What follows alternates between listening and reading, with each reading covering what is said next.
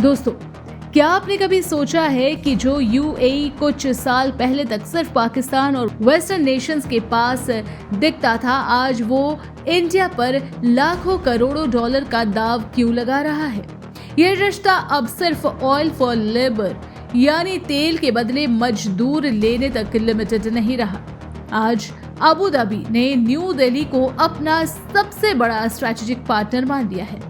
जब पूरी दुनिया की बड़ी बड़ी इकोनॉमिक क्रैश हो रही है, तब यूएई के क्राउन प्रिंस और उनका सोवर्जिन वेल्थ फंड इंडिया के हर सेक्टर में पैसा लगा रहा है। हालांकि India middle east Europe economic corridor जैसे बड़े प्रोजेक्ट्स पर वेस्ट एशिया के एक्टिव कॉन्फ्लिक्ट की वजह से अभी एक लंबा पॉज लगा हुआ है।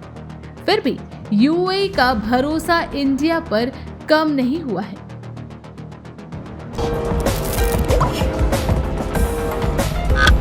नमस्कार दोस्तों, आज के इस डिटेल्ड वीडियो में हम बात करेंगे उन 5 बड़े पिलर्स की जिसकी वजह से यूएई को लगता है कि आने वाला कल सिर्फ और सिर्फ इंडिया का है। तो आइए इन पर जरा गहराई से बात करें। मल्टी वेक्टर डाइवर्सिफिकेशन और सोवर्जिन वेल्थ का सही इस्तेमाल। यूएई को बहुत अच्छी तरह समझ आ चुका है कि आने वाले समय में सिर्फ क्रूड ऑयल के दम पर देश नहीं चलाया जा सकता। इसलिए उनकी सबसे बड़ी फॉरेन पॉलिसी है अपने वेल्थ को नॉन ऑयल सेक्टर में डाइवर्सिफाई करना। अब सवाल ये उठता है कि इस डाइवर्सिफिकेशन के लिए इंडिया ही क्यों? इसका कारण है इंडिया का स्टेबल पॉलिटिकल एनवायरनमेंट और हमारा 1.4 ट्रिलियन डॉलर का national infrastructure pipeline plan. UAE के पास लगभग 1.5 ट्रिलियन डॉलर से ज्यादा का कैपिटल मौजूद है जो उनके अबू धाबी इन्वेस्टमेंट अथॉरिटी और मुबादला जैसे सोवर्जिन वेल्थ फंड में रखा है। यूएई को एक ऐसे बड़ा मार्केट चाहिए जो इस भारी कैपिटल को अब्सॉर्ब कर सके और लॉन्ग टर्म में सेफ और हाई रिटर्न दे सके। इंडिया का तेजी से बढ़ता हुआ कंज्यूमर मार्केट, अर्बनाइजेशन और डिजिटल इंफ्रास्ट्रक्चर उन्हें ये स्टेबिलिटी प्रोवाइड करता है। इसलिए एडीआईए ने इंडिया के national infrastructure and investment fund में $1 बिलियन का डायरेक्ट इन्वेस्टमेंट किया है और हमारे रिन्यूएबल एनर्जी सेक्टर में लगभग $2 बिलियन से ज्यादा का कैपिटल डिप्लॉय किया है। ये कोई शॉर्ट टर्म लोन नहीं, ये यूएई का इंडिया के आने वाले 30 से 40 साल के ग्रोथ पर किया गया एक बहुत बड़ा स्ट्रेटेजिक बेट है।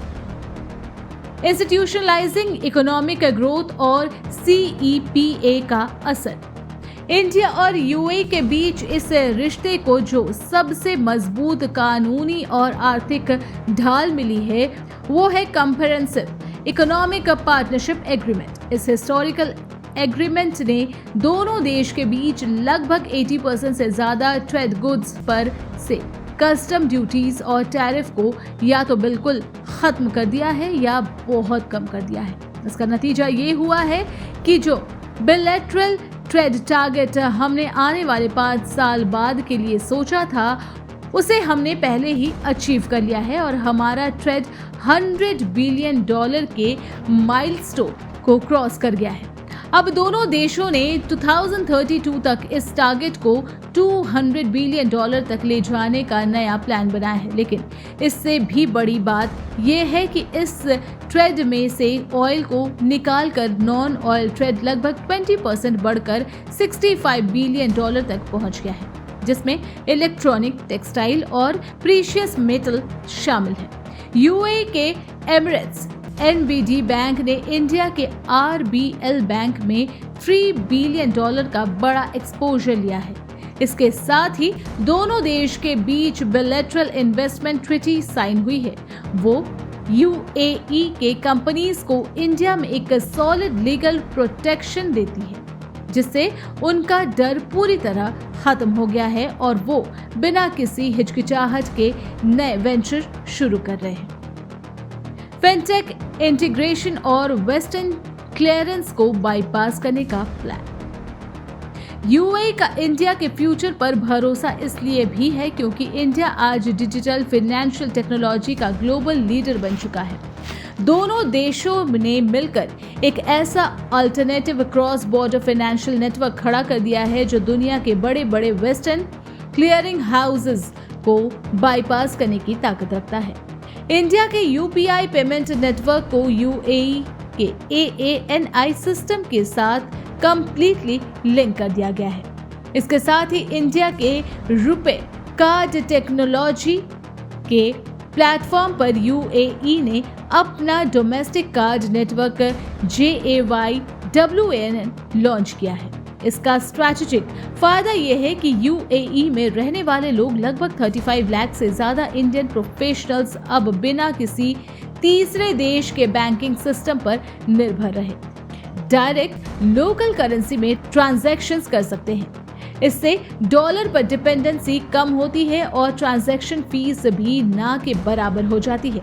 इसके अलावा यूएई के बड़े बड़े फाइनेंशियल इंस्टीट्यूट ने इंडिया के GIFT सिटी यानी गुजरात में अपने स्पेशलाइज्ड ब्रांचेस और हब्स खोले हैं जो इंटरनेशनल कैपिटल को सीधे इंडियन स्टार्टअप और मेगा प्रोजेक्ट में ट्रांसफर खड़ा करने का एक फ्रिक्शन गेटवे बन चुका है। IMEC का करंट पॉज और लॉन्ग टर्म स्ट्रेटेजिक अल्टरनेटिव। अब आते हैं सबसे बड़े जियोपॉलिटिकल टर्निंग पॉइंट पर यानी India middle east Europe economic corridor.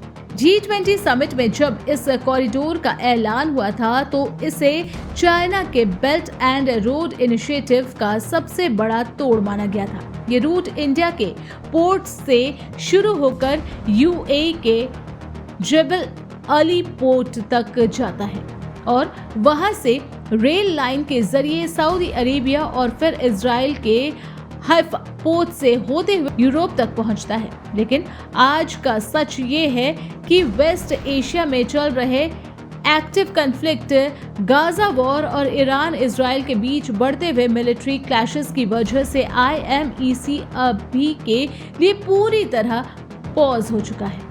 Security risk और जियोपॉलिटिकल इंस्टेबिलिटी के चलते प्राइवेट इन्वेस्टर्स अभी इस एरिया में रेल लाइंस डालने से डर रहे हैं। लेकिन दोस्तों, यहीं पर यूएई और इंडिया की दोस्ती का असली इम्तिहान होता है। इस टेम्पररी ब्रेकडाउन के बावजूद यूएई ने इंडिया के साथ अपने बिलैटरल कनेक्टिविटी प्रोजेक्ट को रोका नहीं है। दोनों देश मिलकर अल्टरनेटिव प्लान्स पर काम कर रहे हैं। यूएई अपने जबल अली पोर्ट को मॉडर्नाइज कर रहा है और इंडिया के साथ लॉजिस्टिक कॉरिडोर को इस तरह अलाइन कर रहा है कि जैसे ही वेस्ट एशिया में स्टेबिलिटी बहाल हो, इस कॉरिडोर को तुरंत एक फंक्शनल नेटवर्क में तब्दील किया जा सके। ये पॉज उनकी स्ट्रेटेजिक प्लानिंग का एक हिस्सा है, कोई परमानेंट फेलियर नहीं। टेक्नोलॉजी, AI, सोवर्जन अलायंस और फूड सिक्योरिटी कॉरिडोर। यूएई को समझ आ गया है कि आने वाला जमाना सिर्फ IT या मैन्युफैक्चरिंग का नहीं बल्कि आर्टिफिशियल इंटेलिजेंस और डाटा सोवर्जिनिटी का है। इस फील्ड में इंडिया के ह्यूमन कैपिटल और इंजीनियरिंग टैलेंट का कोई मुकाबला नहीं है। इसी वजह से यूएई की सबसे एलाइट AI फर्म G42 ने इंडिया के CDAC के साथ हाथ मिलाया है और हमारे AI मिशन के तहत एक मैसिव 8 एक्साफ्लॉप सुपर कंप्यूटिंग क्लस्टर पर काम करना शुरू किया है। दोनों देश मिलकर डिजिटल एम्बेसीज का कंसेप्ट ला रहे हैं जहां दोनों देश का सोवर्जिन डाटा एक दूसरे के जियोग्राफिकल बाउंड्रीज में सिक्योरली स्टोर किया जा सके। इसके साथ ही यूएई की खुद की सर्वाइवल के लिए इंडिया सबसे जरूरी देश है। I2U2 जिसमें इंडिया, इजराइल, यूएई, USA के ग्रुपिंग के तहत यूएई इंडिया में मेगा फूड पार्क्स बनाने के लिए $2 बिलियन का इन्वेस्टमेंट कर रहे हैं। इन फूड पार्क्स में बनने वाले अनाज और क्रॉप्स सीधे यूएई के सप्लाई चेन को सिक्योर करेंगे। वहीं दूसरी तरफ यूएई के नेशनल ऑयल कंपनी ADNOC ने इंडिया को स्ट्रेटेजिक पेट्रोलियम रिजर्व में लगभग 30 million barrel crude oil store करने का एग्रीमेंट किया है। यानी जब दुनिया में कोई बड़ा सप्लाई शॉक आएगा तब यूएई का तेल इंडिया के ग्रिड को चलाएगा और इंडिया का खाना यूएई के लोगों का पेट भरेगा।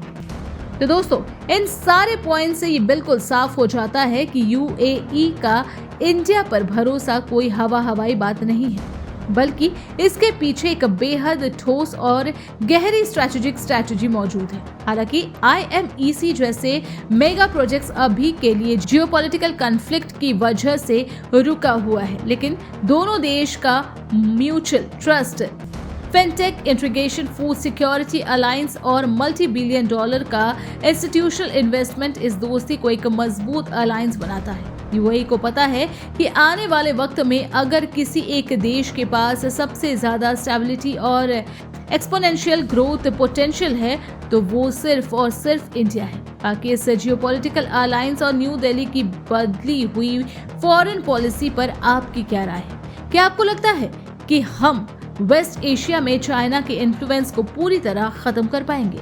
हमें कमेंट पे अपनी ओपिनियन जरूर बताएं। साथ ही वीडियो को लाइक, शेयर, चैनल को सब्सक्राइब करना न भूलें।